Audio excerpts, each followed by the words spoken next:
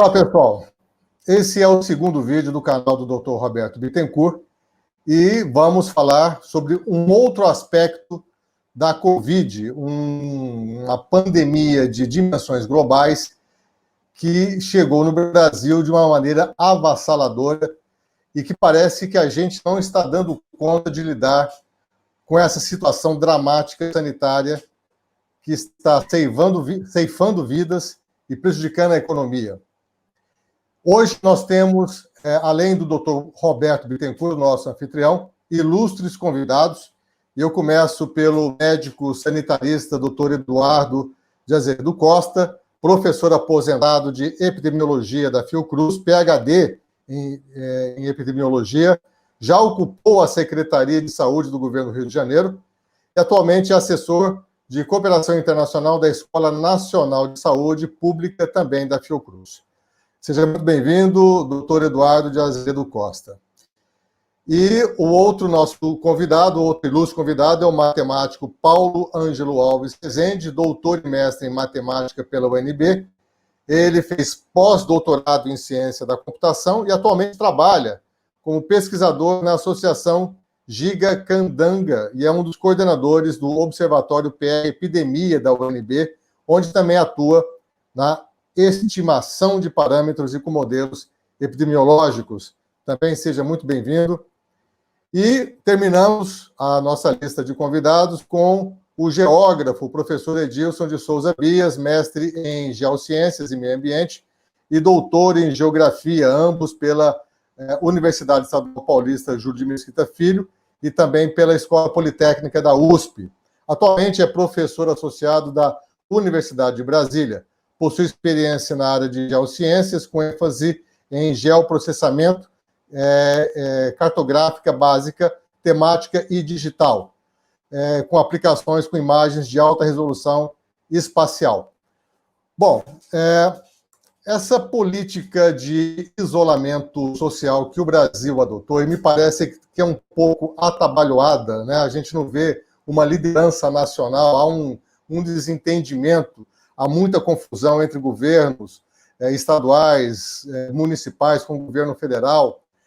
Uma hora a gente vê entes federativos flexionando o isolamento, o confinamento, depois se torna mais restritivo. Esse isolamento que é horizontal não está considerando as nossas condições socioeconômicas da maioria da população, que tem limitações, né, de mobilidade, de moradia, que não consegue fazer esse isolamento social. E ao passo que vemos a cada dia essa curva, né, de infectados aumentando, da mesma maneira que o número de mortes, né, segundo na gravação de hoje desse vídeo, o consórcio de mídia nos trouxe o dado de que mais de 74 mil brasileiros, pessoas no Brasil, morreram pela Covid. E nos dá a sensação de que a gente está num modelo, num isolamento às cegas, né?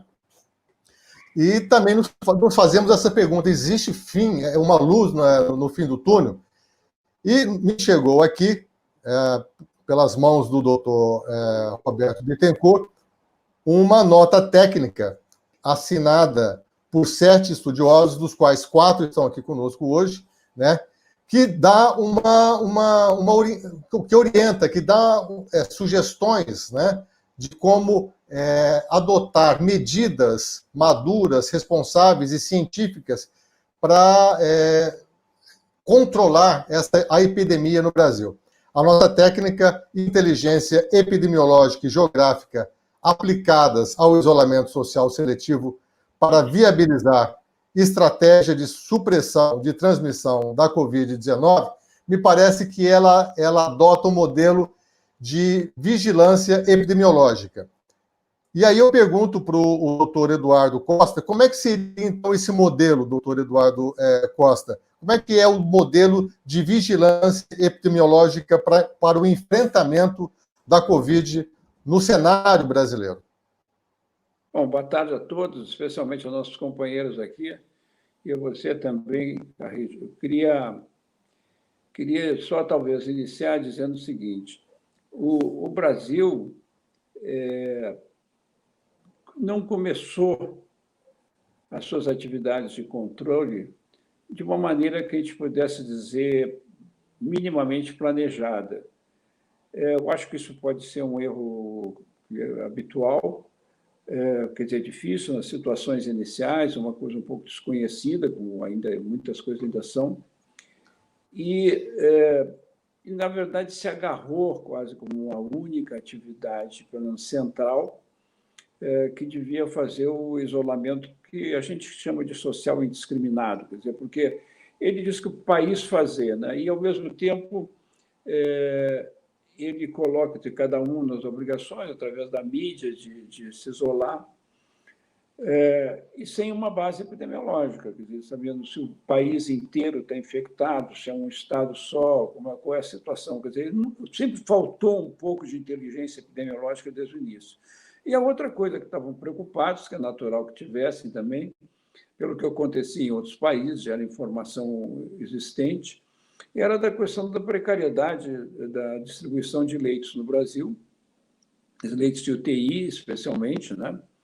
E que ia ser necessário. Então, começou um trabalho inicial muito concentrado na questão hospitalar, de um lado, quer dizer, para dar assistência médica, que a gente sabe que, de certo modo, não altera muito o curso da doença, né? O tratamento não altera quase nada de transmissão, e um pouco porque recolhe pacientes e tal, mas não chega a ter um efeito na transmissão da doença. E também não muda muito o curso da doença. Na verdade, essa é uma realidade que a gente tem.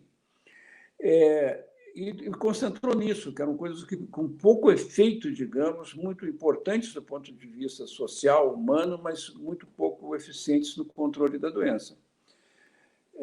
E o indiscriminado também estava marcado por um problema, porque não dá para ser totalmente todo mundo parar, especialmente para a questão de alimentar, né, as cadeias nutricionais, o que precisa fazer.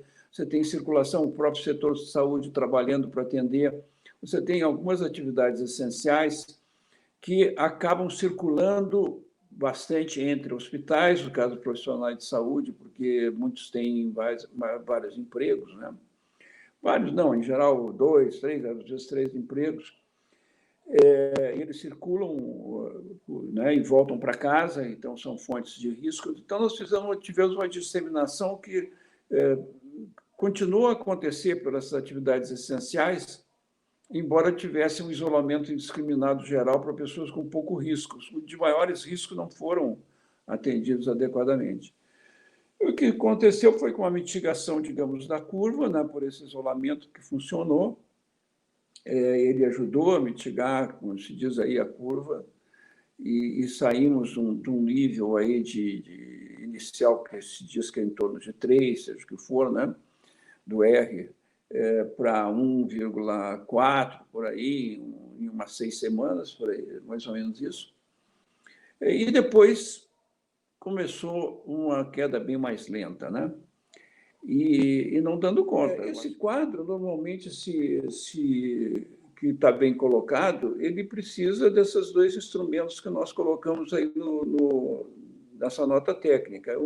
De uma inteligência epidemiológica, né, para poder fazer um combate no terreno, quer dizer, exatamente com os instrumentos que a saúde pública tem, e que precisam muito também da inteligência geográfica, porque ele tem que localizar. Isso aí tem tudo na base da localização. Num país grande como o Brasil, né, você tem que correr atrás, identificar onde é que está, tem que ter informação suficiente para isso. Então, essas 2 bases levam que a epidemiologia, o objetivo de tudo, como diria o próprio Roberto, que está aqui conosco, ele gosta de falar que é a supressão da transmissão, né? Focado na história da transmissão, nós temos que trabalhar nos casos. A partir dos casos, identificar de onde ele pegou, isolar as pessoas que convivem com ele, para que também não peguem. Tem que fazer um trabalho epidemiológico que não foi feito. Isso a gente chama de vigilância epidemiológica, vigilância é mais ou menos uma informação para ação. A gente tem que trabalhar nisso, isolando as pessoas que tenham contatos. E, para isso, não foi feito um planejamento. O SUS tem capacidade para trabalhar com vigilância epidemiológica, mas não ativou isso. Pelo contrário, mandava as pessoas ir para casa, simplesmente, os doentes irem para casa, quando era doença leve, nem notificavam, muitas vezes era suspeito, não confirmavam, voltava para casa, continuava a transmissão. Se ele era grave, ia para o hospital. Então, essa mudança que tem que ter. Tinha que ter tido lá atrás, nós estamos falando sobre isso há uns 2 meses. O senhor acredita que esse modelo não está sendo adotado porque a perspectiva preponderante é o modelo do infectologista e não epidemiológico? O nosso campo da epidemiologia, de uma maneira surpreendente, ficou abafado nesse período muito longo do começo da epidemia. E ele é chave para o controle. As pessoas acreditaram, eu acho que foi a mídia que, através do poderio que tem de transmitir para todo mundo coisas que eram inteligíveis para os jornalistas naquele momento, né? Passou uma ideia muito assim de você é o responsável por tudo, quer dizer, você não pode sair, tem que te virar e não pode infectar os outros. Então, cada um... havia instruções gerais jogadas ao ar, digamos, pelo sistema, e muito pouca atividade mais direta do serviço de saúde no processo, a não ser na atenção médica, quer dizer, médico hospitalar. E isso foi que atrasou muito o nosso... E, claro, isso refletiu na questão de não ter testagem aqui também, né? Não tínhamos testes, porque você precisa procurar os contatos, fazer o teste, os positivos você isolar, os que ainda pode estar dentro do período de incubação, você deixar também numa quarentena para ver como é que evolui. São coisas simples, que pode ser feito até para o pessoal auxiliar, desde que esteja lá referenciado perto da casa dele, de onde ele adoeceu, eventualmente o trabalho dele. Então, essa questão eu não disputaria com os infectologistas, mas eu queria dizer o seguinte, eles realmente não têm a mesma visão do controle a nível populacional. Um epidemiologista pensa muito no controle a nível mais pessoal, porque ele é basicamente um clínico. E ele pensa na prevenção num nível individual, mais daquele seu cliente. E o epidemiologista pensa no sentido contrário, o seu cliente é a população inteira. Então, você tem que trabalhar com uma ideia coletiva. E essa é a nossa diferença de abordagem, se complementam. Eu queria jogar essa bola agora para o doutor Roberto Bittencourt, né? Eu quero saber se o sistema de saúde brasileiro tem condições de dar conta da demanda provinda desse modelo de vigilância epidemiológica, que seria identificar, rastrear e isolar. Bom, o doutor Eduardo disse que o SUS dá conta. Você dá a mesma opinião e por quê? Olha só, Carrijo, eu antes de entrar nessa questão, que eu acho que ela é crucial, né, eu primeiro queria revelar minha satisfação de estar realizando o nosso segundo programa com esse time altamente qualificado, né? Quer dizer, eu tive a satisfação e diria até também a honra de estar ombreado com o Eduardo nesse debate sobre as alternativas, o que nós precisamos fazer para interromper essa tragédia que está em curso no Brasil, né? E acabei também me encontrando no Observatório Pré-Epidemia com o professor Edilson e o professor Paulo Ângelo, né? Então, é um time multiprofissional. Tem o Eduardo, que é um epidemiologista da velha guarda, de longa tradição, uma pessoa fantástica que já viveu inúmeras situações como essa, muito semelhante a essa, né? Inclusive no exterior, na Índia, e tem uma formação importante como epidemiologista na Inglaterra, nos Estados Unidos. Então, é um epidemiologista completo, com uma tradição que sustenta, inclusive, essa experiência, né?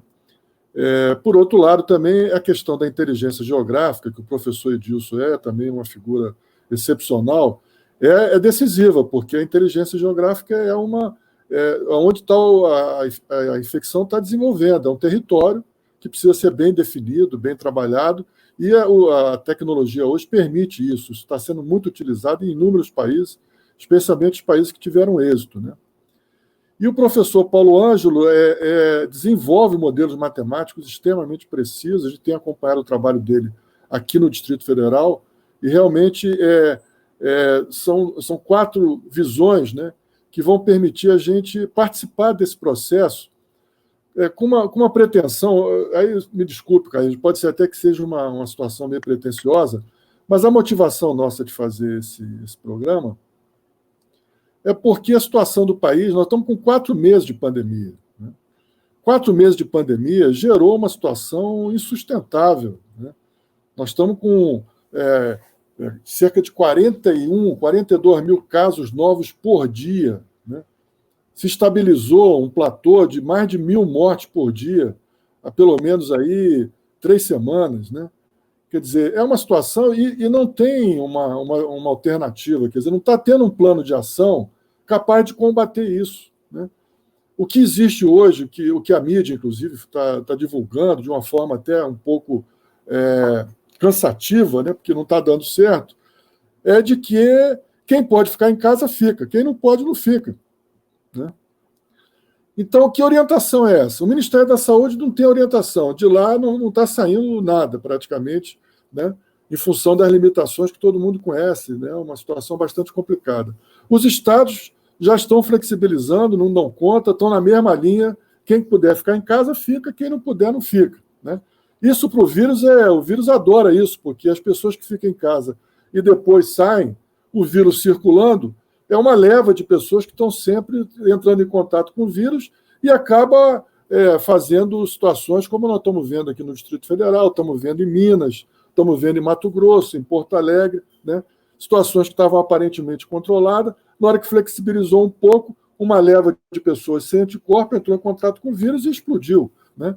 Então, o isolamento social hoje, às cegas, sem nenhum tipo de orientação, ela é falha, ela não vai dar conta, tá certo?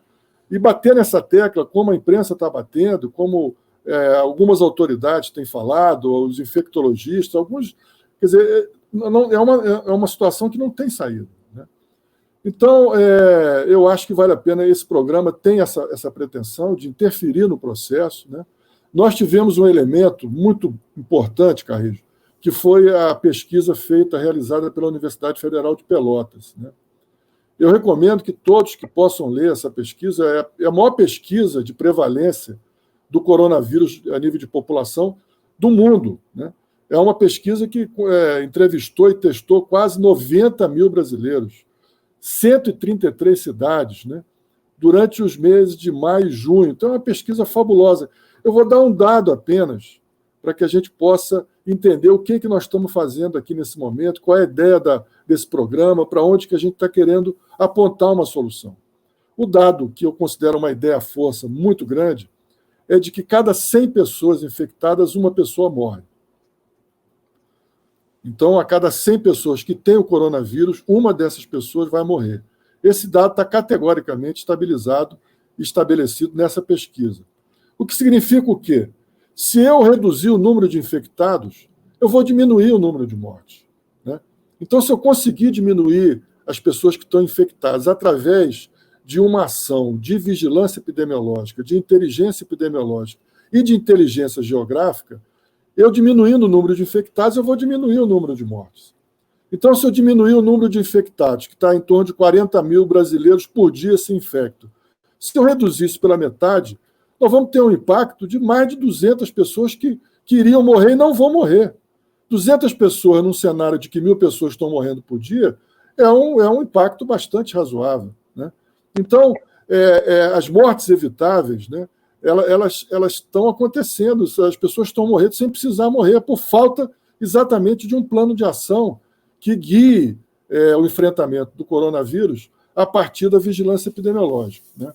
Agora, entrando no mérito da pergunta que você colocou, eu levantei alguns dados aqui que eu gostaria de colocar para vocês, que é exatamente o seguinte: não entrou em campo a atenção básica em saúde. Você me perguntou se o sistema público de saúde, se o SUS, daria conta de sustentar, né, uma política de vigilância, um plano de ação com base na vigilância epidemiológica, né? Eu afirmo de forma categórica que sim, né? o SUS daria conta de trabalhar um plano de ação com base em vigilância epidemiológica, com base em inteligência epidemiológica e com base na inteligência geográfica. Por que eu estou falando isso? A vigilância epidemiológica ela trabalha com três passos fundamentais. Primeiro, identifica os casos. Nós precisamos identificar os casos. Tem 40 mil casos novos por dia no Brasil. Cada estado, cada região, isso distribui de uma forma desigual, mas todo mundo, toda região, toda cidade, todo município sabe os novos casos que existem. E não é muito difícil saber, inclusive em municípios que conseguem acompanhar isso de forma muito, muito precisa, né? Então, primeiro é identificar os casos novos, ou através identificar os casos, ou através dos casos novos, ou através dos sintomas, ou através do teste do SUAB, né? Que é o único teste que é razoável de se fazer nesse momento, que é o teste com SUAB, que vai dizer se a pessoa está ou não doente, né? O segundo passo, qual que é? É rastrear os contatos. Então, cada caso novo gera um contato familiar, um contato profissional que precisa ser rastreado e precisa ser identificado para que se proponha também fazer o terceiro passo. Qual é o terceiro passo? É fazer a quarentena seletiva, a quarentena individual ou isolamento social seletivo, né? Para a pessoa que tá contaminada. Então, a proposta que o Eduardo colocou, né, e que é o que nos, vamos dizer assim, unifica no Observatório Pré-Epidemia da UNB, e essa nossa nota técnica que você colocou, né, que a gente está assinando, vai sair seguramente na próxima semana, essa nota técnica propõe esses três passos, né? Identificar os casos, rastrear os contatos e isolar quem está infectado, né? São três passos que a atenção básica pode proporcionar, né? Ela pode proporcionar o acompanhamento dos casos. Nós estamos falando de 42.488 unidades básicas de saúde.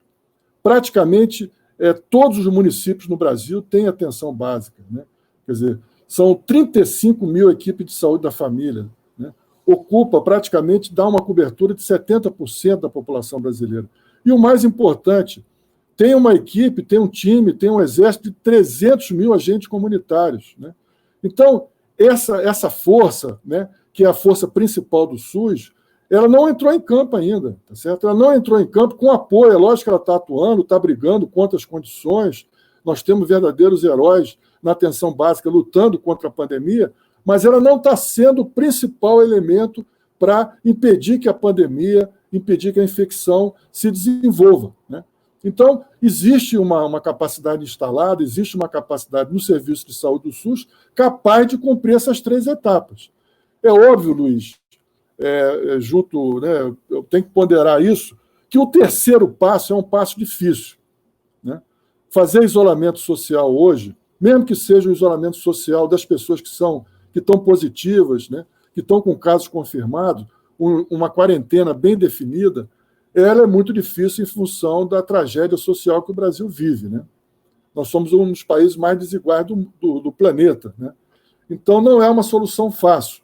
Doutor Edilson, agora é com você. Bom, nessa nota técnica, o geoprocessamento parece que tem um papel fundamental para que o método seja bem sucedido.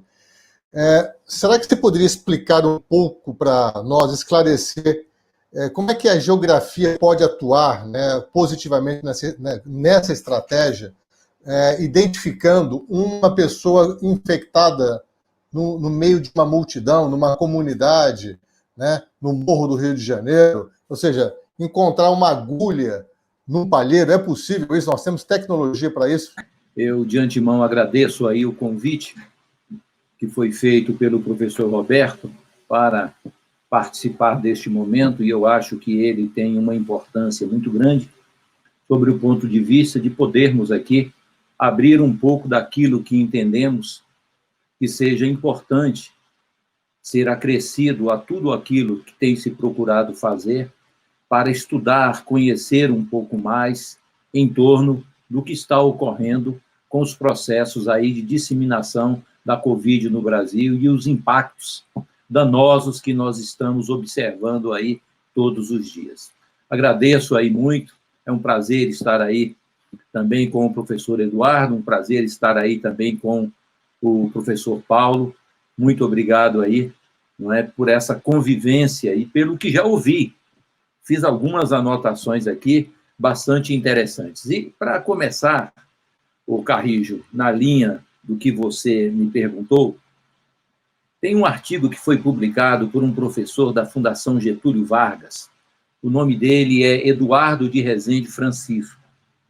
E eu vou ler 2 linhas de uma consideração que ele faz sobre o profissional do presente e do futuro, para que eu possa, então, ter um gancho para discorrer um pouquinho aí em torno do que você acabou de me perguntar e suscitar para os comentários. Ele diz: o profissional do presente e do futuro não pode prescindir de uma consciência analítica que compreenda as dimensões estatísticas e geográficas.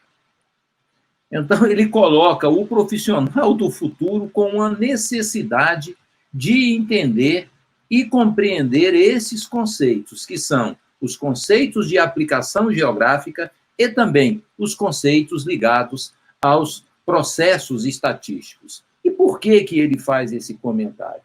Ele faz esse comentário por uma razão muito simples. Se nós verificarmos o momento atual, e o professor Roberto fez este enfoque, o território é a plataforma aonde nós estamos verificando as dinâmicas de disseminação da Covid no Brasil e em todo o mundo. E entender esses processos, necessariamente, nós precisamos conhecer, entender como que isso pode ser feito, utilizando mecanismos que nos levem a compreender o processo da dinâmica espacial. Porque tudo isso ocorre aonde? Isso tudo ocorre sobre o território. E para que a gente possa voltar um pouquinho, porque essa questão de inteligência geográfica aplicada à saúde, ela não é uma coisa nova, sabe, Carrijo? Muita gente pensa, isso apareceu agora, isso é uma invenção que os geógrafos, né, que os cartógrafos, que os agrimensores, que as pessoas que estão ligadas mais à aplicação geográfica trazem nesse momento para mostrar a importância do seu trabalho. Mas a coisa não é assim. Se nós recordarmos o ano de 1854, em Londres, o médico inglês John Snow, ele conseguiu mostrar que um organismo vivo poderia ser a fonte de disseminação de doenças em um ambiente urbano. Vivia-se naquele momento um grande processo de uma cólera que envolvia e tomava conta de vários bairros em Londres. E ele, então, utilizando de análise geográfica, evidentemente, sem trabalhar com todo o conceito tecnológico que nós temos hoje, mas utilizando a inteligência geográfica, ele conseguiu demonstrar a correspondência que existia entre as mortes e os graus de poluição que existiam nas fontes de diversos bairros lá da região de Londres. E esse trabalho do John Snow, ele ficou conhecido nas áreas de estudos de epidemiologia e também nas áreas de análise geográfica como uma das grandes e das primeiras aplicações dentro dessa área. Então, vejam, se em 1845 John Snow conseguiu desenvolver tudo isso, identificar e estabelecer uma condição para um melhor controle sanitário da cidade de Londres e também para a manutenção da vida de centenas de milhares de pessoas, o que é que nós não poderemos fazer hoje, com todo o desenvolvimento tecnológico que já possuímos? A utilização da inteligência geográfica, o Carrijo, ela é muito importante, por quê? Porque ela nos permite trabalhar com metodologias, e essas metodologias associadas às tecnologias que hoje nós dispomos permitem estruturação de modelos, e esses modelos, utilizando dados que podem ser espacializados, eles favorecerão uma análise e o conhecimento de agrupamento dos fenômenos. Tanto o professor Eduardo como o professor Roberto fizeram duas considerações que eu achei extremamente pertinentes a esse momento. O Roberto, na metade da sua fala, ele falava da questão do isolamento às cegas. E o professor Eduardo comentou da questão do isolamento e enfocava a questão das diferenças que nós possuímos, diferenças socioeconômicas e até mesmo diferenças da forma de aglomeração da população em função do conteúdo que as cidades permitem com que eles ali passem a conviver. Então, vejam, para entender e para agir, é necessário conhecer, primeiro, como a população se aglomera, como ela está situada dentro de uma área urbana, dentro de uma determinada localidade. Como é que nós podemos fazer isso? Tudo na natureza, tudo que existe na natureza terrestre, é possível se fazer a localização dela. Essa localização, ela é feita por meio de quê? De uma coordenada geográfica. Uma coordenada que pode ser tanto utilizada num plano, não é, sexagesimal, trabalhando com graus, minutos e segundos, que é o que nós conhecemos como coordenadas geográficas, ou então trabalhando num sistema plano cartesiano, trabalhando com coordenadas x e y. Mas seja em um ou seja em outro, nós estamos tendo o quê? A definição da posição de um determinado elemento, seja ele o que for, uma pessoa, uma residência, um hospital, uma escola, tudo aquilo sobre a superfície terrestre. Se eu posso localizar isso, eu posso depois, por exemplo, com a parte de exames que podem ser feitos, de testes que podem ser feitos, eu posso fazer a localização de onde os testes me mostram o posicionamento de pessoas que estão apresentando ou que já apresentaram este problema. Com base nisso, eu começo a fazer agrupamentos. E, através desses agrupamentos, eu posso estabelecer medidas, planos de ação, protocolos para a ação. Então, eu deixo de agir, como o Roberto disse, eu deixo de agir no isolamento às cegas para agir num isolamento com consciência de onde o elemento está acontecendo.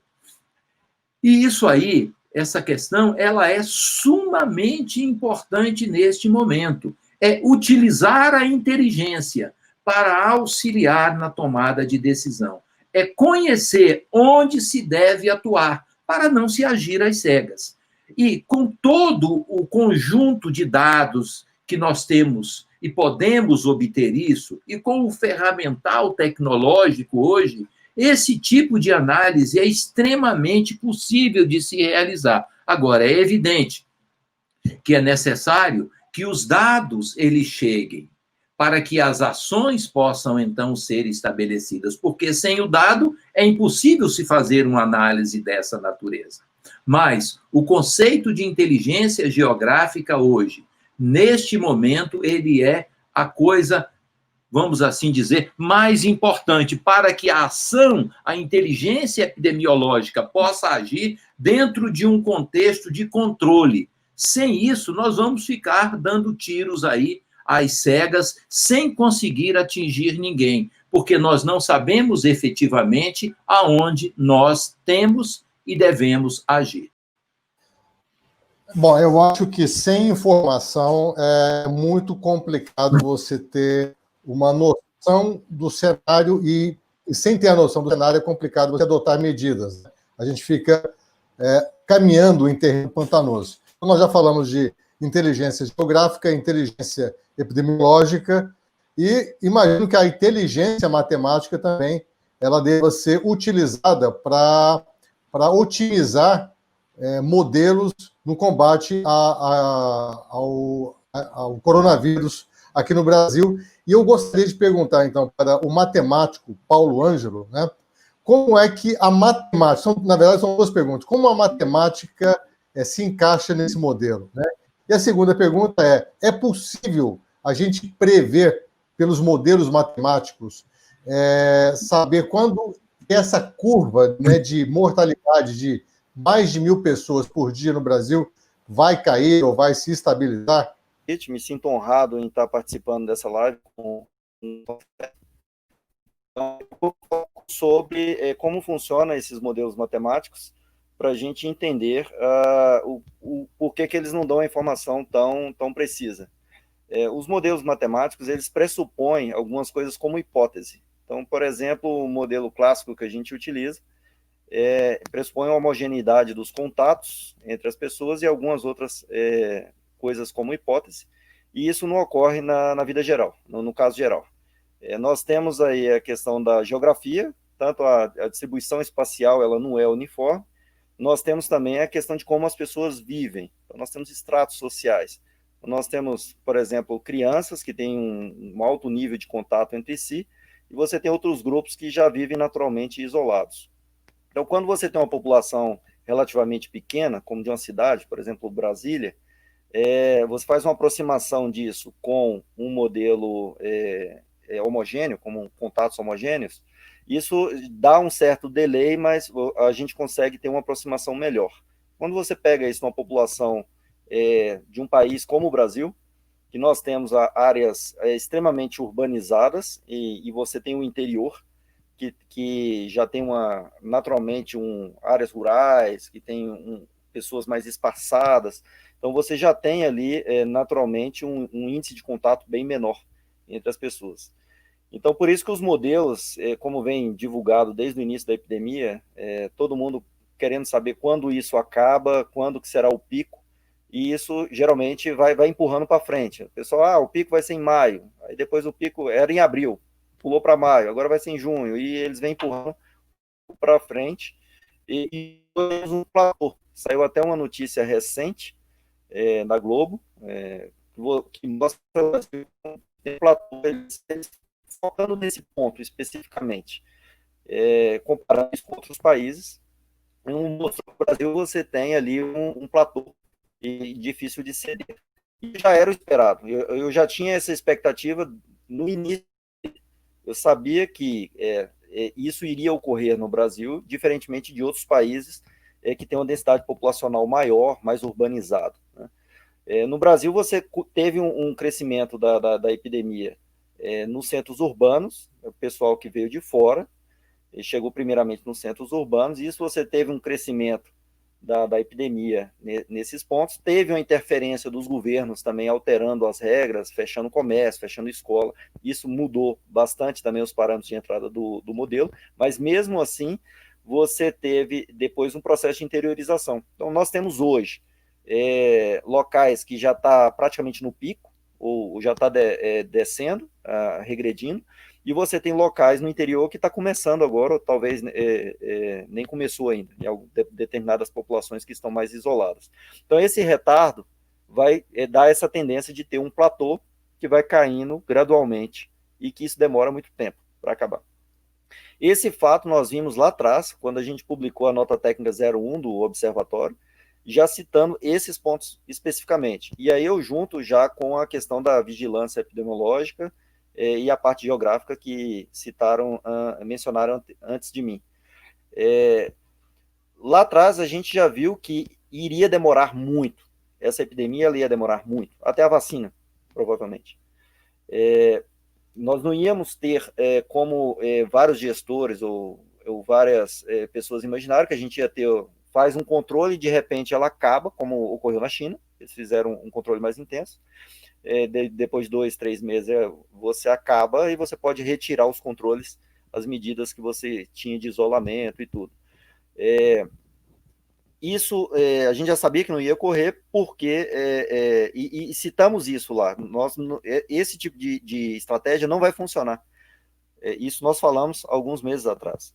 Porque você não vai conseguir resistir, não vai conseguir ceder à epidemia em 2, 3 meses, e você não consegue manter essas medidas aí, essas que eles tomaram, por um longo período. Então, nós estávamos defendendo que medidas sustentáveis. Você precisa ter uma medida que você consiga sustentar ela por 1 ano e meio, se for necessário, né? E já de encontro com o que o pessoal vem falando. com essas medidas, depois que o governo implementou essas medidas, aqui a gente tem acompanhado bem de perto Brasília, que é o foco do nosso estudo do Observatório Pré-Epidemia, tem sido bastante em Brasília, mesmo com todas as medidas adotadas, o número de reprodução não, ficou acima de 1, mesmo com todas as medidas, né? E mostrando a ineficiência dessas medidas, ou seja, a epidemia continuava avançando, mesmo com as medidas que estavam aí adotadas, que não são sustentáveis, são medidas caras, né? Em algum momento, o governo vai ter que liberar as medidas, e aí a gente vai perder todo o custo, todo o investimento feito com essas medidas, nós vamos perder tudo isso, porque aí você vai voltar para a curva inicial, você só teve um retardo que não foi, que foi eventualmente útil para você melhorar a infraestrutura hospitalar, essas coisas assim. Mas você não foi efetivo do ponto de vista epidemiológico. Então, assim,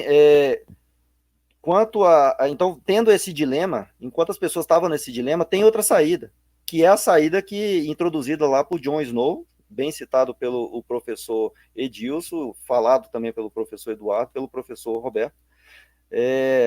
A solução é aquela. Nós temos o caminho correto, que é fazer vigilância epidemiológica, é ir em cima da onde estão os casos e tratando eles, isolando eles. Essa é a forma mais eficiente do ponto de vista matemático, fazendo as contas, né? É a forma mais eficiente do ponto de vista financeiro, de qualquer lado que você esteja trabalhando, tanto do ponto de vista do controle de óbitos, quanto também do financeiro, da questão social. E também, como o professor Roberto falou, na questão de leitos de UTI. Então, sai mais barato você contratar hoje pessoal de vigilância epidemiológica do que usar esse recurso para leitos de UTI de pessoas que, boa parte, vão morrer. Porque quando chega a ocupar um leito de UTI, a taxa de letalidade é altíssima, em torno de 50%, quando vai para o leito de UTI. Então, assim, não há... a saída é vigilância epidemiológica usando inteligência. Eu vou dar um exemplo bem simples em Brasília, para ilustrar essa questão toda, como a ineficiência acaba prejudicando todo o tratamento dessa epidemia. Nós temos Brasília relativamente pequeno, mas nós temos aqui um centro altamente urbano, pessoas que moram em prédios e vivem de serviços, como o Sudoeste, e nós temos regiões que são rurais, como Braslândia. Braslândia, ela produz na ordem mais de 60% do morango nacional consumido no país. Produz mais de 90% do ovo consumido no DF. Essa é uma região em Brasília. Então, essa é uma região agrícola, inerentemente. E quando veio o primeiro decreto de fechamento de escolas, fechamento de comércio, logo no início, Braslândia não tinha nenhum caso. E ficou vários meses sem nenhum caso, ou sem avanço da doença significativo, que justificasse a imposição de medidas, e, no entanto, aquela população toda estava parada. Então, basicamente isso, isso ilustra muito bem, o que a gente está falando de inteligência epidemiológica. Então, é entender como que funciona, basicamente é detectando os estratos sociais e os locais geográficos onde a doença está se proliferando, são os focos da epidemia, e fazer contenção ali. Uma coisa que por muito tempo eu fiquei me perguntando, por que nós estamos passando por isso, por esse dilema, sendo que a epidemiologia é um negócio muito antigo. Você vê que John Snow, naquela época, não tinha nem caneta esferográfica, ele fez todo esse trabalho provavelmente usando pena, e já tinha um mapa ali na sua mão, e já conseguia fazer uma inteligência epidemiológica ali. E hoje nós temos celular, cada um carrega um computador no bolso, nós temos tecnologia que leva o homem à lua, temos informação fácil hoje, e, no entanto, a gente não consegue fazer o básico de vigilância epidemiológica. O governo acho que ilustra bem todos os governos, no geral, é lógico que tem casos particulares, mas no DF, eles vêm fazendo os testes, fazendo o processo de testagem, e não pergunta para as pessoas onde ele pegou essa doença, né? Eu gosto dessa pergunta porque muitos vão saber dizer, né? Se você perguntar onde você pegou, a pessoa vai falar assim, eu acho que foi na casa da minha tia, porque ela testou positivo também, e eu fui lá alguns dias atrás. Eu acho que foi no serviço, porque tem um colega meu que também pegou. Então, a própria pessoa vai saber. Mas se você perguntar se ele anda de transporte coletivo, se ele foi em um local que tem aglomeração, se ele trabalha em comércio, enfim, você consegue extrair informação útil ali. Então, você tem um custo alto para fazer um teste, do ponto de vista ali, laboratorial, a parte mais barata, que é perguntar para a pessoa, fazer 10 perguntas para a pessoa, seria a parte mais barata, você não faz. Isso daria já um ganho de inteligência, porque você faz um cruzamento desses dados e você vê aonde estão os focos. Mais um exemplo que eu acho que vale a pena citar, no nosso primeiro boletim de Brasília, nós fizemos um corte, a gente pegou só as cidades satélites, as regiões administrativas que tinham mais de 90 casos. Coincidentemente, eram exatamente as regiões administrativas que tinham metrô, exceto o Lago Sul, que é uma região da classe alta, que é o pessoal que trouxe de fora, viajando para fora, né? E coincidiu com exatamente as regiões administrativas que eram atendidas pelo metrô. E aí nós, analisando isso, vimos algumas regiões administrativas que eram semelhantes, mas que estavam com menos de 90 casos, e apontamos isso, olha, tem essa questão aí.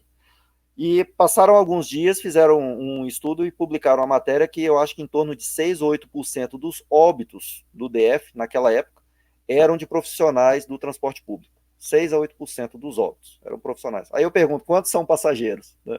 Então você vê como que a inteligência poderia estar sendo aplicada de forma eficiente nesse processo todo. Então, essa questão da matemática se encaixa justamente no discurso que os pesquisadores anteriores falaram.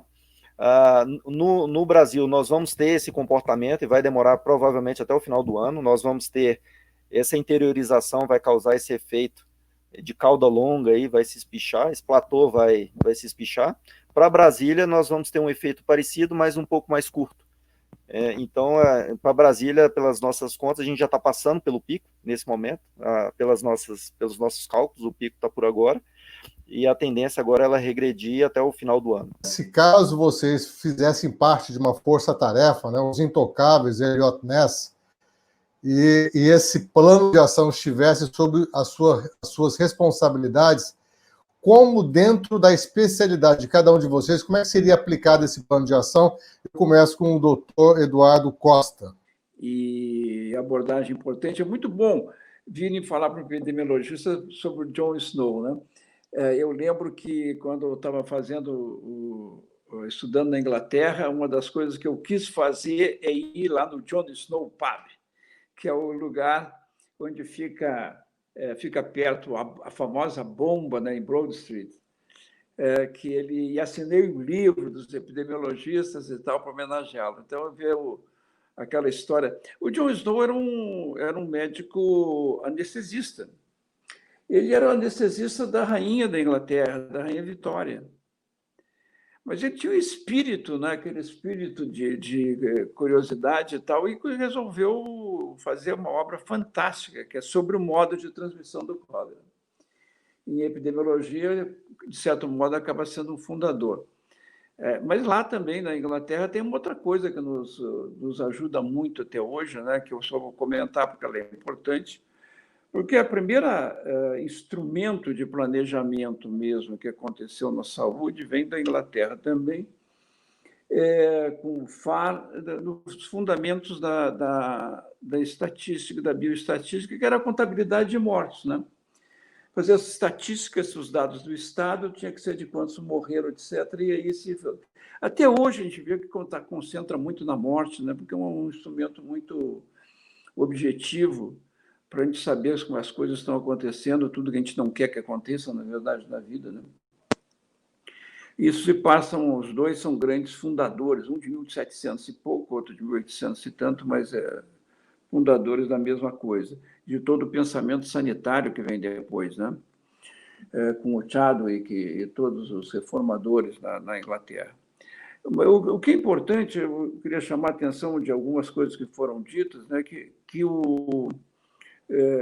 Eu tenho para puxar esta história, porque, na verdade, eu digo todo mundo, vocês estão perfeitamente a par de tudo, né? E talvez quem possa ouvir possa se beneficiar um pouco. Queria lembrar mais uma coisa histórica. São duas coisas históricas importantes. A primeira é a questão que eu vou falar da gripe espanhola. Bem rápido, porque todo mundo conhece.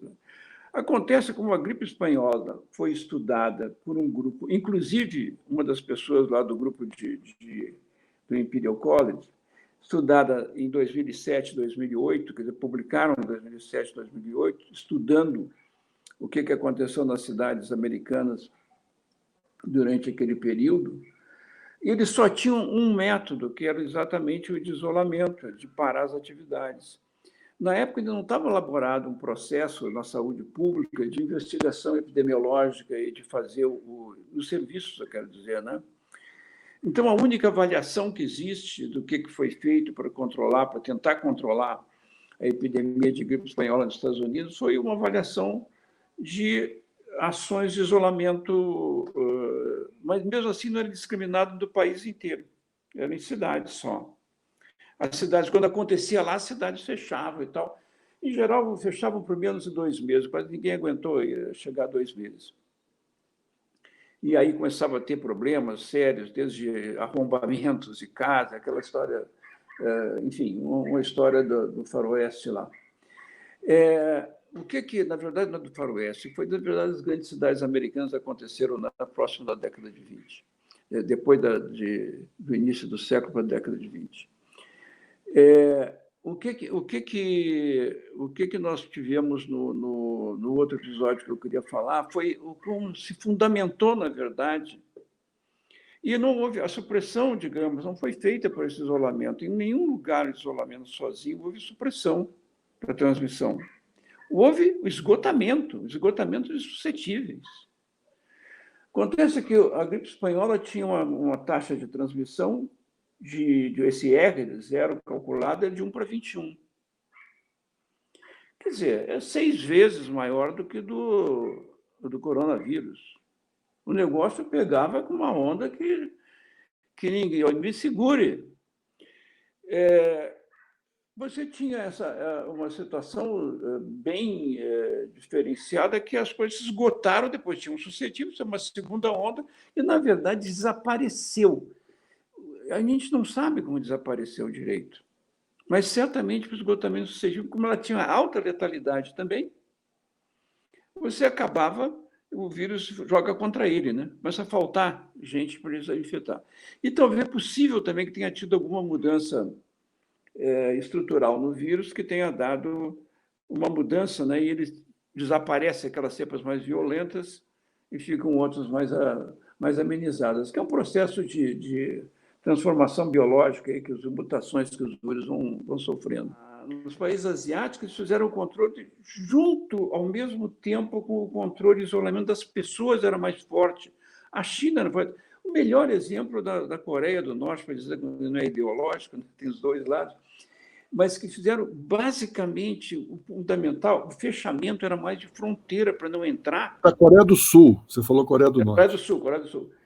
Do fechamento para não deixar entrar, entendeu? Era aquela parte comercial, não se sabia se transmitia através de objetos importantemente, também tinha que parar o comércio, a China não queria ser responsável pelo desastre no mundo, então fecha, não exporta, segura tudo, entendeu? Mas, na verdade, a vida, a ação estava focada nos lugares, especialmente em Wuhan, que é onde estava lá. Nos outros foi fácil pegar uma casinha lá e conter. Ali dentro foi o palco, é naquele território, como diria Edilson, que as coisas se decidiram. Foi ali que foi decidido o destino da epidemia na China primeiro, que não sabia nada sobre o vírus, não sabia como é que ia acontecer. E eles dizem lá, nós usamos a epidemiologia clássica. Porque a epidemiologia clássica ela tem outros ensinamentos que eu não tinha no começo do século passado, que usaram no modelo agora. Ela tem um ensinamento fundamental da única vez que o homem decidiu acabar com um vírus, suprimir da face da Terra, que foi a campanha de erradicação da varíola. A erradicação da varíola, que é uma doença milenar, que nós tínhamos isso aí, não sabe quantos quantos centenas de anos que ela estava, né? O que quando se resolveu fazer, os índices que se encontrou de transmissão, porque sempre havia alguma imunidade já, sempre havia alguma imunidade, não davam mais do que 1 para 5, dava 1 para 5. Quer dizer, mesmo, e era estável.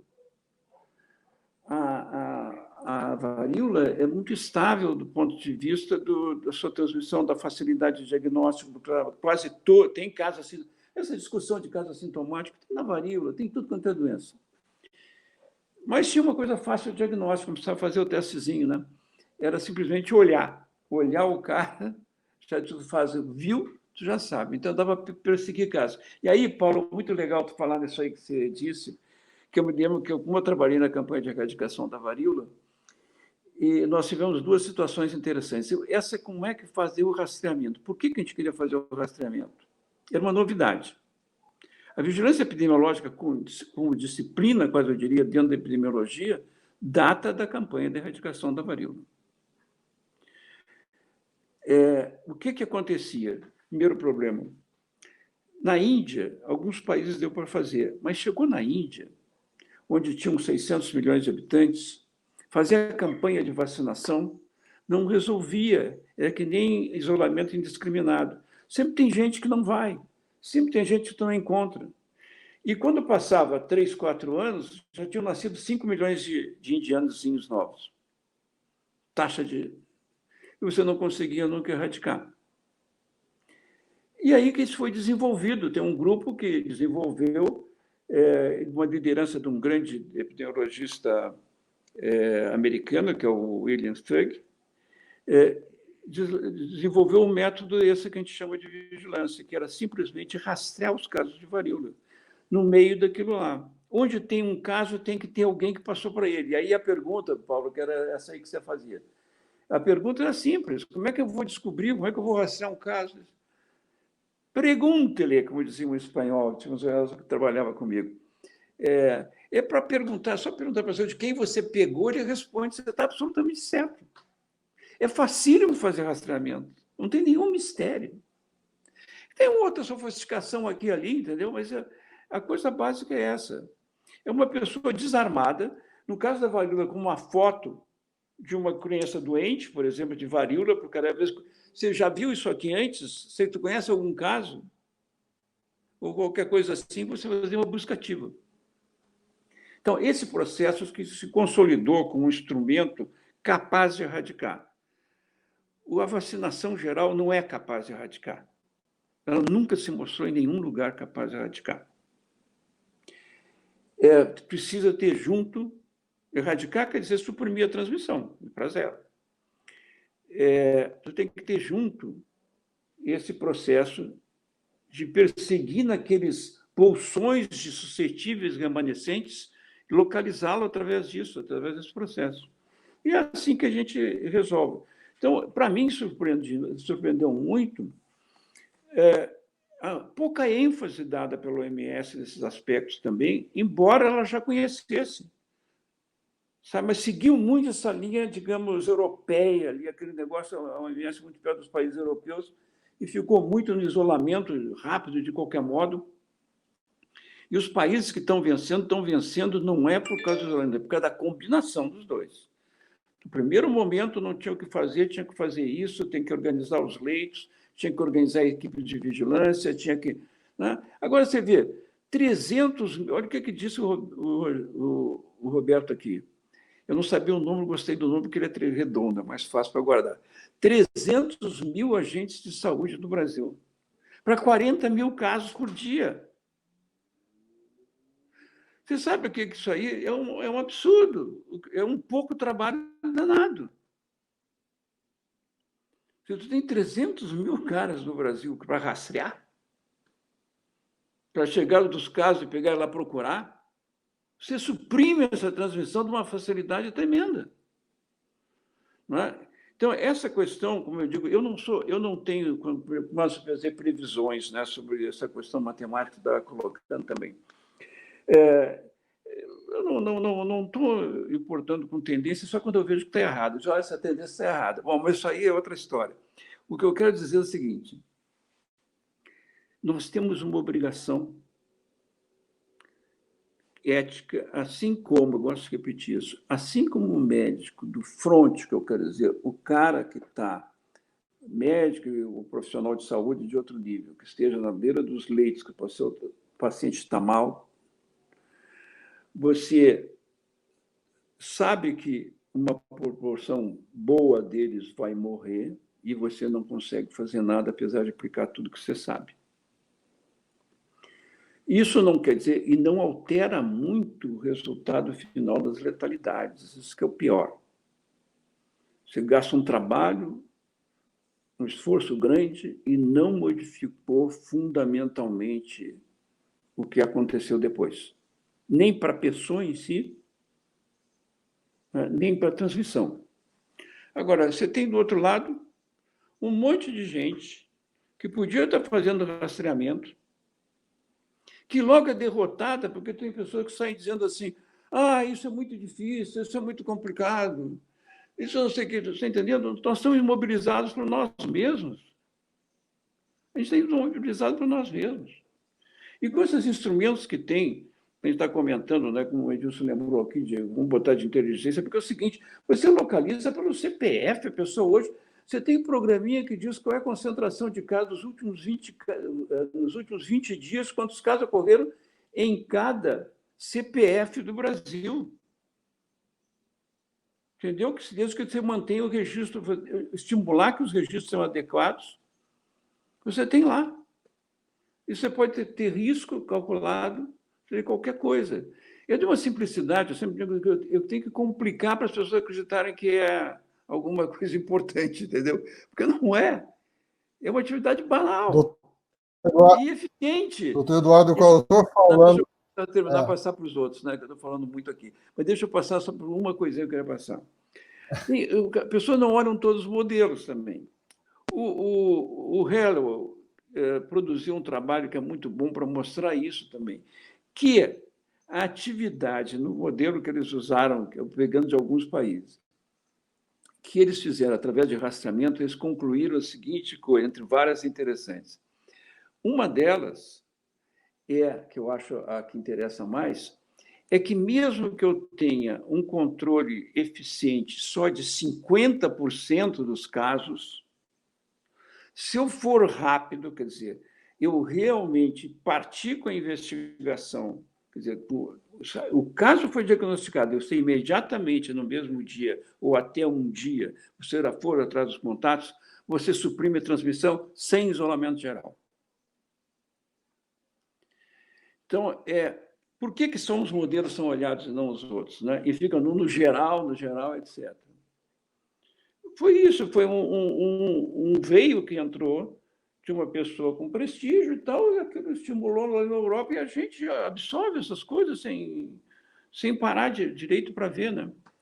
E eu acho que essa associação agora, no momento do Brasil, é o que eu mais espero, não é tanto ver o que vai acontecer com o coronavírus, é o que vai acontecer com o sistema epidemiológico brasileiro, como é que nós vamos aprender se a gente consegue botar essa máquina a funcionar quando precisa. Será que a gente consegue? Entendeu? É isso aí que me ficou assim, pensando o que são os instrumentos que nós vamos ter no futuro. Isso aí, esse passivo nós já temos agora.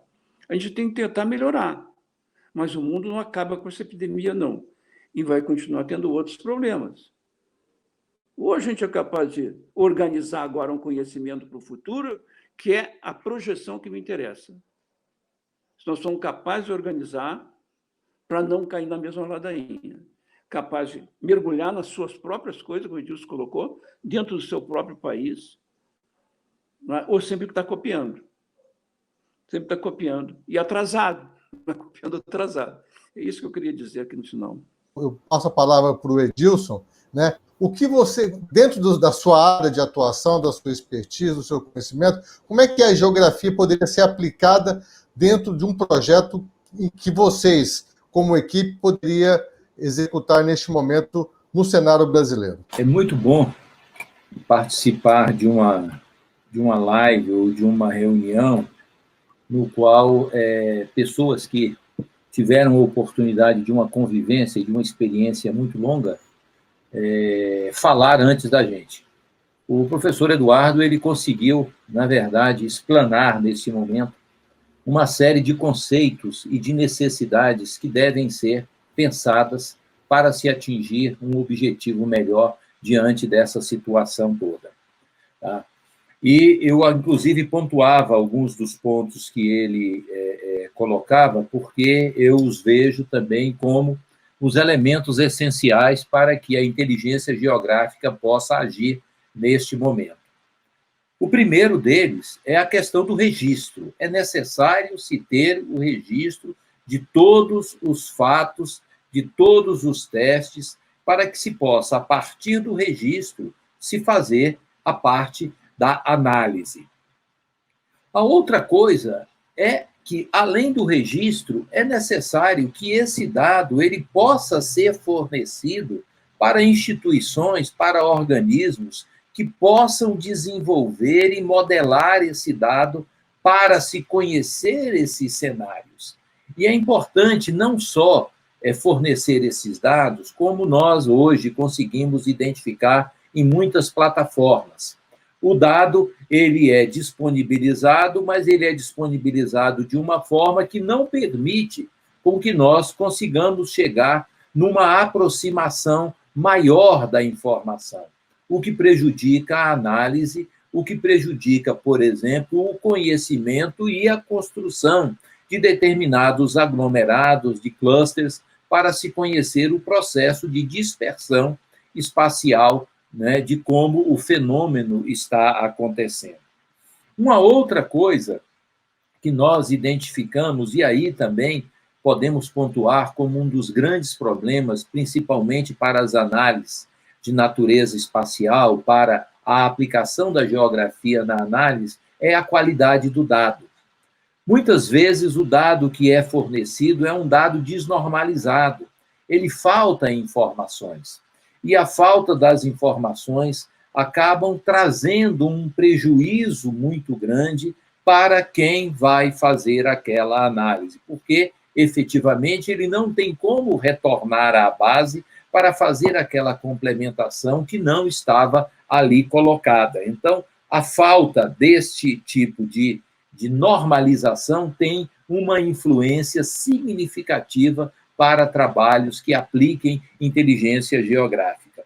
A outra coisa, não é, que também entra dentro desse conjunto é que a qualidade desse dado permitirá, por exemplo, aplicações que favoreçam análises estatísticas, porque a estatística entra perfeitamente. Eu comentava aqui, não é, o artigo do professor Eduardo Francisco, né, no qual ele chama a atenção para o profissional do futuro. Eu comecei falando sobre isso, né, da importância dele conhecer a questão da geografia, não como geografia propriamente dito, mas a ciência do espaço e a estatística, porque são dois elementos que estão muito próximos nessa parte de estudos e de análises espaciais.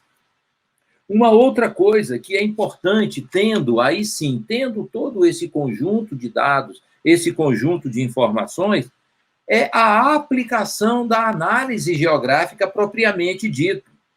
Entender, não é, como está avançando o processo.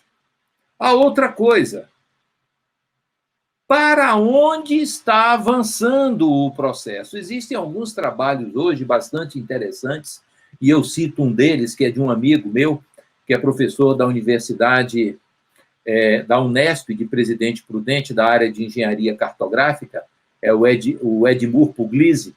O Edmur tem feito alguns trabalhos e divulgado, inclusive, né, nós temos um canal que conversamos muito, que são os revisores da Revista Brasileira de Cartografia, e ele tem divulgado, e ele me passou esses dias alguns links de algumas lives que ele ia fazer, e ele tem feito um trabalho muito interessante que mostra justamente esse aspecto, para onde está caminhando.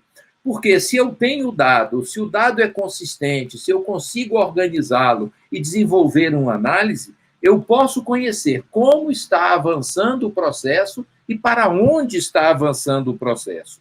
E mais ainda, eu consigo identificar integrando isso aí com dados de natureza socioeconômica, quais são os grupos mais vulneráveis da sociedade que estão sendo atacados ou que estão sendo tocados por esses clusters que acabam se aproximando em função da quantidade de casos que são identificados. Então, a geografia, ou melhor, a ciência geográfica, a inteligência geográfica, com base nessas informações, ela pode caminhar muito. O Paulo, então, de uma maneira concreta, fala para a gente como é que a matemática pode ser aplicada, então, para resolver o problema ou para derrubar drasticamente essa curva da Covid no Brasil, dentro desse modelo que vocês apresentaram. Até fica a pergunta, por que nós estamos nessa situação? Por que nós adotamos essa estratégia? Durante muito tempo eu me perguntei, até hoje eu não tenho resposta para isso. Num determinado período eu imaginei que não tinha epidemiologista no Brasil, mas eu vejo hoje que nós temos excelentes epidemiologistas no Brasil. E por que nós chegamos nessa situação? Eu imagino que há aí um fator diferente nessa epidemia em particular em relação às anteriores, o que é a era da informação. Hoje todo mundo tem um celular na mão, todo mundo está acompanhando essa epidemia. Isso não ocorria há 30 anos atrás. A população ela meio que vivia a sua vida e o governo tomava as decisões. E me parece, a minha impressão, eu gostaria de compartilhar isso com os demais, é que os governos, no geral, adotaram a imunização de grupo. Não, isso é uma gripe, deixa entrar, nós vamos ter ali uma imunização, vai morrer quem tiver que morrer, e depois isso atinge o threshold, a imunização e tal, reduz uma porcentagem da população imunizada, um pouco morre e fica por isso mesmo, e a vida segue. Só que quando isso começou, essa estratégia que está errada, nós estamos pecando hoje, é o erro estratégico lá em cima. Se foi essa estratégia que foi, inclusive, adotada e declarada por países como a Inglaterra, a Suécia adotou essa estratégia, quando se adotou essa estratégia, que a população, maiormente, nesses países que têm liberdade de expressão, não viram, acompanhando a epidemia, não concordaram com isso, falaram, não, eu não quero fazer parte do rebanho, não quero fazer parte do rebanho de imunização. E a população começou a cobrar, e aí virou essa crise, que a população pressionando de um lado, a mídia, que de certa forma representa a população, reclamando, os governos, e acabou que a gente chegou numa situação de congelamento, ficou todo mundo paralisado, sentado, contabilizando o número de óbitos. E ninguém vai acordar dessa situação. Então, a ideia é o seguinte, nós temos que mudar a estratégia. Né? A população não aceitou a estratégia de imunização de grupo e os governos meio que não conseguiram se adaptar a tempo. Então, o que eu sinto, o porquê de nós estarmos nessa situação é isso. Os governos tomaram uma decisão estratégica sem conhecer a população. E na era da informação, a população acompanhando não aceitou isso. Muito obrigado. Doutor Roberto Bittencourt, o Paulo falou do modelo asiático. Esse modelo da nota técnica, ele tem algum paralelo com o modelo asiático? Para não deixar a peteca cair, porque o Paulo Ângelo colocou essa questão de por que nós estamos nesse momento. Ele se perguntou, deu uma resposta, na minha opinião, muito próxima do que eu acho, de por que no Brasil, acho que essa situação no Brasil, ela não tem paralelo. Talvez o paralelo que existe seja lá nos Estados Unidos, que está acontecendo uma situação muito semelhante ao que está acontecendo no Brasil. E não é coincidência. Se a gente puder utilizar um parâmetro de comparação, o modelo americano de negar a pandemia, né, de utilizar como estratégia de enfrentamento de pandemia a imunização de grupo, né, a imunização de rebanho, a gente pode encontrar a resposta de por que o Brasil, a coisa está completamente fora de controle. Né? Porque o Paulo disse o seguinte, houve a posição do governo federal de deixar a imunização de grupo prevalecer. Deixa a infecção entrar no Brasil, tá certo? Ela vai ocupar o território, quem tiver que morrer vai morrer, e aí a pandemia acaba. Né? Isso é uma tragédia humanitária, como foi muito bem colocado aqui, é uma coisa absurda. Por outro lado, a oposição a essa estratégia da imunização de grupo, da imunização de rebanho, foi para o outro extremo. Qual foi o outro extremo? Isolamento geral e restrito, indiscriminado, tá certo? Todo mundo tem que ficar em casa, né? Então ficou a polarização, quer dizer, houve uma politização, vamos dizer assim, das duas posições, né? As duas posições é completamente equivocado, porque a posição da imunidade de rebanho ela é inaceitável do ponto de vista de qualquer ângulo que se queira trabalhar, inclusive do ângulo econômico, porque isso aí arrasa a economia de um país, né? E, por outro lado, ficar em casa o tempo todo, durante 100 dias, também é uma estratégia que a população negou. Então, veja só a situação que nós estamos hoje. Não se faz, a imunização de rebanho ela está sendo feita de forma homeopática, ela está sendo feita por levas de pessoas que estão fica em casa, sai, fica em casa, sai, fica em casa, sai, em vez de ser uma imunização de rebanho dramática, de sair todo mundo e deixar o vírus entrar, ela está acontecendo em ondas, em camadas, né? Não é à toa que nós estamos vivendo uma situação de platô, né? Esse platô nada mais é do que a representação matemática de um modelo matemático onde se estabilizou a imunidade de rebanho, a imunidade de grupo, né? Então, o que a gente está propondo, né, é sair dessa prisão. Nós estamos sequestrados por duas visões completamente equivocadas, tá certo? Eu vejo governadores, algumas autoridades, dizendo o seguinte: está tudo sob controle. Nós estamos com um platô, está morrendo 1.000 pessoas por dia no Brasil, aqui está morrendo 50, 60 pessoas estão morrendo por dia, e está tudo sob controle, porque eu tenho leito de UTI, tá certo? Se por acaso começar a morrer muita gente, eu tenho aí um container frigorífico, tá certo? Então está sob controle a situação. Mas vai faltar uma coisa, tá certo? Que é como fazer a quarentena individual, como fazer o isolamento seletivo, o isolamento da pessoa que está positivada, que está com infecção, como fazer isso, tá certo? Numa população vulnerável, numa população carente, numa população pobre, que inclusive é a que mais morre, é a que mais é contaminada. A desigualdade social diz que esse vírus é democrático, que esse vírus atinge de presidente da República até uma pessoa. Não é nada disso, tá certo? Esse vírus está pegando a população mais vulnerável, mais pobre. Ela se infecta de uma velocidade muito maior, com maior quantidade. Então, como fazer o isolamento social numa situação como o sol nascente, na Rocinha, quer dizer, pessoas que vão estar contaminadas, tá certo? Que tem um familiar que está junto com eles, quer dizer, vai ter que ter um apoio social, né? Vai ter que ter uma retaguarda social, vai ter que ter um centro olímpico. Aqui em Brasília nós temos vários centros olímpicos que estão completamente ociosos, tá certo? Vai ter que ter um apoio alimentar, vai ter que ter 14 dias, a pessoa vai ficar 14 dias isolada para poder conter a transmissão, né? E como é que vai fazer isso numa pessoa que está vulnerável, que precisa do recurso? Eu acho que nós vamos ter que lançar mão de um auxílio quarentena, vamos ter que investir, tá certo? Vamos ter que colocar recurso financeiro para essa população poder ficar isolada, tá certo? Nós temos um banco de dados aí bastante grande de pessoas que pegaram o auxílio de R$600 e tal. As pessoas que estão nesse banco de dados e que estão contaminadas, que estão positivadas, elas têm que ter o direito a duplicar isso, a ter mais R$600 para ficar em casa, né? Se a gente seguir aquela ideia força que foi apresentada pela Universidade de Pelotas, né, nós vamos chegar à conclusão de que, se baixar a infecção, nós vamos baixar o número de mortes. Qual é a perspectiva de número de mortes no Brasil a seguir o platô, a seguir essa avaliação que foi feita pelo professor Paulo Ângelo, pela matemática? Nós vamos ficar até o final do ano seguindo esse platô, baixando de forma muito lenta esse platô. Quantas mortes evitáveis significa isso? Nós temos que fazer uma pergunta, tá certo? Nós estamos com 75 mil, quase 75 mil pessoas que morreram. A seguir o platô, tá certo? Quando chegar em agosto, quando chegar em setembro, vão ter 150 mil pessoas morrendo, tá certo? Como é que se evita isso? A discussão tem que inverter. Como eu evito as mortes? Como eu retardo? Como eu diminuo esse processo, né? Então, eu acho que nessa altura do campeonato, depois de 4 meses de pandemia, todo o esforço deve ser localizado nesse sentido. Eu acho que do governo federal não vai sair nada desse troço.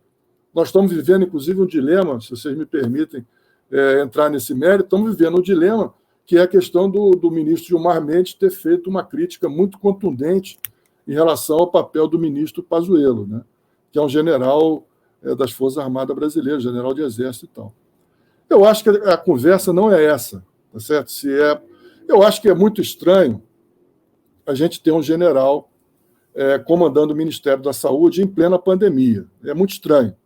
É a mesma coisa que num período de guerra, vamos supor que o Brasil estivesse em guerra com algum país, a gente deslocasse o ministro Mandetta, que é um médico ortopedista que fez o enfrentamento aí da pandemia no início, deslocasse o ministro Mandetta, que é um médico, para o Ministério do Exército, o Ministério da Aeronáutica, da Marinha. Ia ser uma situação completamente estranha, né? Então, eu acho que o ministro, o general Pazuello, está no lugar errado, na hora errada, tá certo? E ele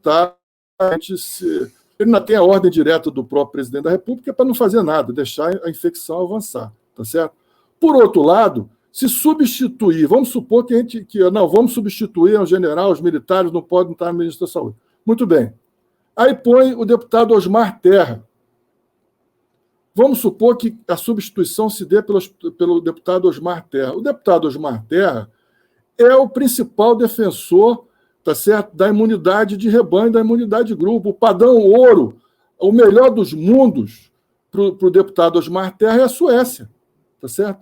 A Suécia é um exemplo de falência total do sistema de saúde. A Suécia teve 75 mil casos, morreram mais de 5 mil pessoas na Suécia. Um país do lado da Suécia, que é a Noruega, tiveram 8 mil casos, quase 9 mil casos, e morreram 253 pessoas. Um país com uma população similar à da Suécia. Então, se botar o deputado Osmar Terra para substituir o ministro Pazuello, nós estamos numa situação mais complicada, porque nós vamos ter um negacionista de carteirinha. Tá certo? Roberto, só para lembrar que o Osmar Terra é médico, quer dizer, ser médico ou não ser médico não quer dizer nada no Ministério. Não quer dizer nada. O cara tem que ser capaz ou não ser, né? Ser capaz ou não ser, eu tenho um plano correto na cabeça para poder fazer o enfrentamento da pandemia. Então, eu queria concluir aqui minhas palavras. Eu acho que esse debate foi maravilhoso. Eu fiquei extremamente feliz com o nível, com a capacidade que a gente tem. É uma contribuição, né? Vamos divulgar isso. Eu acho que, inclusive, o Carrijo está numa situação delicada, porque nós já estamos a 2 horas de debate, isso foge completamente aos padrões aqui de como é que se divulga um vídeo na internet. Ele vai ter porque o padrão nosso é de 40 minutos, 1 hora, não sei como é que ele vai fazer, não quero saber se vai ser um problema que ele vai resolver lá, de como é que vai editar isso aqui. Mas mesmo editando, eu acho que nós temos que deixar essa versão original, porque aqui a gente conseguiu... Eu, sinceramente, eu conheço o Eduardo há muito tempo, eu nunca vi o Eduardo tão solto, tão tranquilo, explorando todas as possibilidades, né? Eu acho que eu fiquei muito feliz com isso. O próprio professor Edilson, o professor Paulo, não tinha essa experiência desse debate, fantástico, né? Então, nós vamos precisar editar, porque nós vamos ter que ter uma versão que consiga circular na internet, né? Nós vamos ter a nota técnica, que eu acho que a nota técnica ela vai prosseguir esse debate, nós vamos conseguir ampliar esse debate, ela vai sair na próxima semana, né? E revelar que, para mim, foi um prazer imenso, uma satisfação imensa, e eu acho que nós podemos perfeitamente programar uma nova rodada, porque essa situação ainda vai perdurar e vai exigir da gente manter esse enfrentamento. Porque o que nós temos... Doutor Roberto, aliás, é uma pergunta que eu ia fazer, e ainda bem que você falou da nota técnica novamente.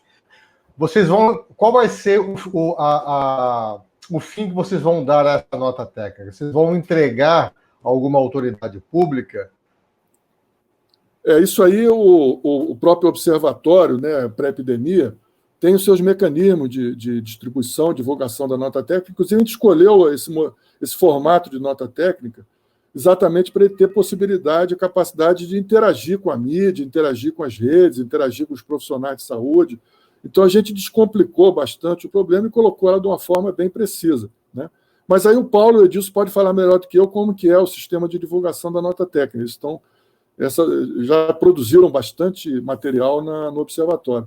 Mas eu queria concluir a minha fala dizendo isso, quer dizer, nós temos que trabalhar agora, a partir de agora, o seguinte: nós podemos evitar novas mortes, tá certo? Isso aí ultrapassou o marco de ser uma questão econômica, ultrapassou. Não é possível o Brasil chegar a uma marca de mais de 100 mil mortes. Isso aí não pode conformar as pessoas, não pode conformar as autoridades. Se for o caso, o Ministério da Saúde não der conta de assumir a responsabilidade, o CONAS deve assumir, tá certo? Que é o Conselho de Secretários Estaduais de Saúde, tá certo? Houve uma mudança agora de direção do CONAS, o CONAS está em boas mãos, está em mão do secretário de Saúde do Maranhão, né? Que tem um resultado também muito interessante, né, no enfrentamento da pandemia. Então, nós precisamos de ter uma coesão interna, o Brasil precisa ter uma coordenação, nós precisamos mudar esse patamar. Não está, definitivamente, não está legal essa situação de cada um, salve-se quem puder. Hoje, a política de saúde para enfrentar o coronavírus é salve-se quem puder. Quem puder ficar em casa, fica e vai ficar salvo. Quem não puder, vai para a rua, vai contaminar. E vai para a roleta russa. Essa que é a verdade. Quem vai para a rua hoje está indo para a roleta russa. Como é que você consegue controlar, como falou muito bem o Paulo, como é que você consegue controlar uma infecção num metrô cheio de gente, num ônibus com mais de 70 pessoas, um em cima do outro? Você pode usar máscara, o outro sem máscara, não sei o quê. Fizeram um estudo agora de um caso que foi para o elevador, tinha um caso do elevador que estava com o coronavírus. Ele não sabia que estava. Depois ficou sabendo, contaminou 71 dentro do elevador. Um elevador. Agora você imagina um metrô, um trem urbano, tá certo? A tragédia que é esse troço. Então, temos que virar esse jogo, temos que mudar o rumo da prosa, e eu acho que nós vamos cumprir um papel muito importante na divulgação desse vídeo. Eu agradeço muito, sinta-se todos abraçados, professor Edilson, professor Paulo Ângelo, Eduardo, meu amigo, estamos aqui mais junto do que nunca e vamos tentar mudar um pouco o curso da história. Esse debate foi muito bom mesmo, porque mexeu com a minha cabeça, né? Até esse momento, para mim, o lockdown era a melhor e mais eficiente alternativa. Foi o que nós vivemos aqui em Barcelona e na Espanha e na maioria dos países europeus. Agora eu vejo que há uma outra solução, né? Factível, real, né? Executável, né? E que nós temos inteligência, ou seja, vocês são iluministas dentro de um país que vive na idade das trevas, né? Por conta desse governo que está aí. Então, eu agradeço muito a oportunidade de estar ouvindo tamanhas pessoas que iluminam e enriquecem o meu conhecimento e o conhecimento das outras pessoas que vão ter acesso a esse vídeo. E eu espero realmente, novamente, ter uma outra oportunidade com um debate de altíssimo nível como esse, tá certo? Muito obrigado a todo mundo e eu fico por aqui. Tchau.